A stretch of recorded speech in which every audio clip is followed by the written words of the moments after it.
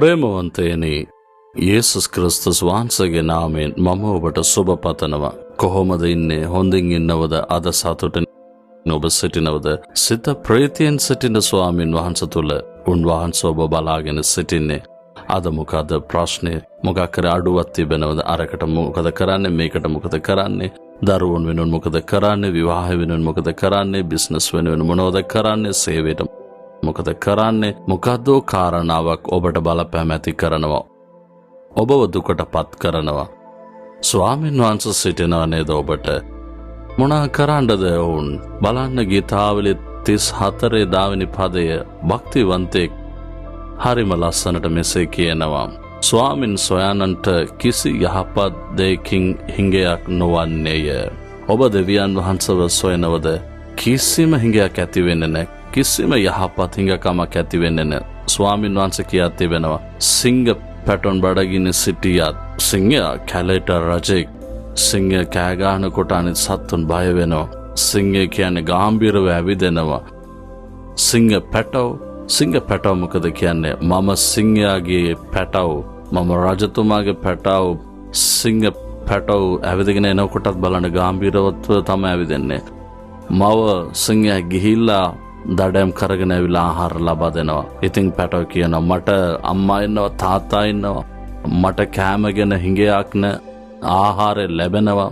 ඒ පැටව අම්මා තාතාව රැඳී අම්මා තාත්තා බලාගෙන ජීවත් වෙන්නේ. ඉතින් අම්මා තම දඩම් කරගෙන ඇවිත් මේ කිසිම අඩුවක් නැතු පැටවුන්ට කෑම සපයන්නේ. සිංහ පැටව අනිත් සත්තුන් නෙවෙයි. සිංහ පැටව කියන්නේ කැලේට රජා. ඒකට අඩුවක් තිබෙයිද? ඉතින් මට අම්මා තාත්තා ඉන්නවා, ඔක්කොම බලාගන්නවා කියලා සිංහ පැටව සිටින ඒ සිංහ පැටවන්ටත් වුණත් ආහාරය නැතුව ඔන් බඩගින්න ඉන්නට අවස්ථාව ඇතිවේ. සමහර වෙලාවට මුවෙක් හම්බුනේ නැහැ, සත්තු හම්බුනේ නැහැ. සමහර වෙලාවට බඩගින්නෙන් ඉන්න හම්බ වෙයි, මුහුණ දෙන්න වෙයි. ඉතින් සිංහ පැටව කෑම නැතුව බඩගින්න ඉන්න වෙයි. අම්මා කෑම ගෙනෙක්ලා බලාගෙන ඉඳී. නමුත් ස්වාමින් වහන්සේව සොයන අයට කිසිම යහපතක් අඩු වෙන්නේ නැහැ. දෙවියන් වහන්සේ ඔබව බලලා කියනවා, මාගේ පුතේ දුවේ, කොහොමද අඩුවක් වෙන්නේ? අහස පොළව මෙව්වා දෙවියන් වහන්සේ. මමනේ ඔබට සියලු දේ. ඔබ දෙසා ජීවිතේ පූජා කළා, ලේ වැගිරෙව්වා. මගේ දහත්වල තුවාලේ මම බාරගත්තේ. මාගේ දරුවෙක්ල ඔබ වෙනස් කළේ. කොහොමද අඩුවක් වෙන්නේ? නමුත් අඩුවක් තිබෙනවා. ණය ප්‍රශ්න තිබෙනවා, මුදල් ප්‍රශ්න තිබෙනවා. මේ කාරණාව කරන්නට අවශ්‍යතාව තිබෙනවා. මේ අඩුවක් තිබෙනවා කියලා ඔබ සිතනවද? ස්වාමින් වහන්සේ කියනවා, මාගේ දරුවන්ට අඩුවක් නැහැ කියලා කියන්නේ නැහැ. ස්වාමින් වහන්සේව සොයන අයට ස්වාමින් වහන්සේ සවවද? ආද උන්වහන්සේගේ මුහුණ සොයන විටනේ අඩුවක් නැතු ඉන්න පුළුවන්. අඩුපාඩු ඉෂ්ට කරන්නට පුළුවන් උන්වහන්සේට.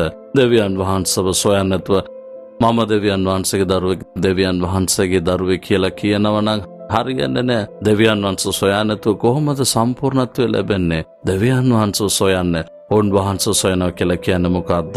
උදෑසන උන්වහන්සේව සොයන අයට මම සම්බ වෙනවා කියලා. ඉතින් මොකද්ද? ඔබ උදෑසන නැගිටලා උන්වහන්සේ සොයන්න. ඉතින් සමහර වෙලාවට වැඩට යන්නට වැඩ කරනොත් දරුවා බෙඩ්රූම් එකේ නිදිගෙන ඉන්නවා. ඉතින් එක පාරට මේ දරුවා නැගිට ගමන් කාවද හොයන්නේ? දැන් දරුවා හැරුණච්ච ගමන් කාවද හොයන්නේ? අම්මකෝ ඒ නිවසේ කවුරු සිටියත්, ඒ කවුරු hina වුණත් කෝ අම්මා කියලා තමයි සොයන්නේ. කුස්සිය වෙනකන්, කාමර වෙනකන් හොයාගෙන යනවා. අම්මා දැක්ක ගමන් මුහුණ වෙනස් වෙනවා. ඔබ දැකලා තිබෙනවද? ඔබ සෝදිසි කරලා බලන්න. ඒ දරුවගේ මුහුණ වෙනස් වෙනවා, දහත් වනනවා, සතුටෙන් කෑ ගන්නවා. ඉතින් මේ දරුවා නැගිට්ට ගමන් ඒ අම්මයි ගෙදර තමයි ඉන්නේ. ඉතින් අම්මයි මේ තමයි ඉන්නේ කියලා ඉන්නේ නැහැ. ඒ මුහුණ සොයනවා. ඒ මුහුණ බලන්න ඕනේ කියලා. යේසුස් වහන්සේ ඔබ සමග තමයි සිටින්නේ. උන්වහන්සේ අප සමගම, ඔබ සමගම තමයි ජීවත් වෙන්නේ. අපි උන්වහන්සේව සොයන්න ඕනේ. ඉතින් උදෑසන ඔබ මොකද කරන්නේ? නමුත් උන්වහන්සේගේ මුහුණ උදෑසන සොයන්න, යාඥා කරන්න, දේව වචන මෙනෙහි කරන්න. ඉතින් දේව වචනේ මෙනෙහි කරන විට උන්වහන්සේව දකින්නට පුළුවන්. උන්වහන්සේ වචනේ අරහ අප සමග කතා කරනවා. අපි බලා සිටීමෙන් ප්‍රශංසා කරන විට උන්වහන්සේගේ මහිමයෙන් අපි පෙරනවා. උන්වහන්සේව දකින්න පුළුවන්. අපගේ ආත්මික ඇස්වලින් දකින්න පුළුවන්. අපි ඒ තේජසය දකින්න පුළුවන්. ඉතින් මේ අත්දැකීම අපගේ ජීවිතයට අවශ්‍යයි. ඉතින් උදෑසන නැගිට ගමන් ඔය පුරුද්දට බයිබල කියවලා යන්නේ එක නොවේ. උන්වහන්සේ තුල හැඟීමක් අපිට ඇති වෙන්න ඕනේ. උන්වහන්සේව අපි අත්දකින්න ඕනේ, ප්‍රීති වෙන්න ඕනේ. උන්වහන්සේ අප සමග සිටිනවා කියන හැඟීම එහෙලස ඔබ දෙවියන් වහන්සේ සොයන විට කිසිම යහපතක් අඩු වෙන්නේ නැහැ. අද උදේ ඔබ දෙවියන් වහන්සේ මූණ සැවුවද? ඔබ උදේ පාන්දර සෙල්ෆෝන් තමයි හොයන්නේ. සෙල්ෆෝන් එක මොකද්ද තියන්නේ කියලා තමයි බලන්නේ. සෙල්ෆෝන් එක හොයමින් එකේ මොකද්ද මෙසේජ් ඇවිල්ලා තියෙනවද කියලා හොයනවා. කවුද ඔයා මොකද්ද හොයන්නේ කියලා හිතා බලන්න. දෙවියන් වහන්සේගේ පාදපාමුල සිටින උන්වහන්සේ කියන මෙයා වෙනුවෙන් මම ජීවිතේ පූජා කළා. නමුත් උදේ පාන්දරම සෙල්ෆෝන් එක සොයාගෙන එකේ මොකද්ද හොයනවා. එයා මේ සෙල්ෆෝන් වල පණිවිඩ හොයනවා. මේක දෙවියන් වහන්සේ දකින්නේ. ඉතින් අපි දෙවියන් වහන්සේ සොයන්නේ නැතුව, උන්වහන්සේගේ මුහුණ සොයන්නේ නැතුව වෙන මොකද්ද අපි සොයන්නේ? ඒ නිසාම අපි අඩුපාඩු සමග සිටින්නේ. ඒක අපගේ ජීවිත අඩුපාඩු. ඒත් උදෑසන නැගිටලා උන්වහන්සේව සොයන්න අවශ්‍යතාව වෙන විට ඔබ දෙවියන් වහන්සේව බලන්න. කවුද උදව් කරන්නේ? මෙයා උදව් කරයිද? අරයා උදව් කරයිද කියලා මනුෂ්‍යයන් සොයන්න එපා. දෙවියන් වහන්සේව සොයන්න, නිර්හාර වෙන්න, යාඥා කරන්න. ස්වාමිනේ මට මේ අවස්ථාව තිබෙනවා, මේ අවශ්‍යතාවය තිබෙනවා කියලා කියන්න. දෙවියන් වහන්සේව සොයනට කිසිම හිඟයක් නැහැ. ඉතින් ඔබ දෙවියන් වහන්සේව සොයනවද?